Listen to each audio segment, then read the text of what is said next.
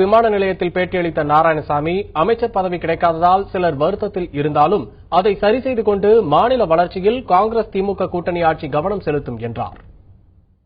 6ஆம் தேதி பகல் 12 மணி அளவில் மந்திரி சபை பதவி ஏற்பதற்கான நேரத்தை குறித்திருக்கிறோம்.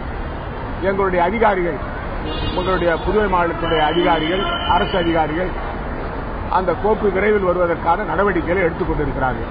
காங்கிரஸ் கட்சியில் தேர்ந்தெடுக்கப்பட்ட 15 சட்டமன்ற உறுப்பினர்களுடைய அவருடைய பட்டியலை மரியாதைக்குரிய அன்னை சோனியா காந்தி அவரிடம் நான் சமர்ப்பித்து, அவர் யார் யாரை அமைச்சர்களாக நியமிக்கிறார்களோ நியமிக்கிற அதிகாரம் அன்னை சோனியா காந்தி அவர்கள் செய்ய வேண்டும் என்று நான் சொல்லிவிட்டேன்.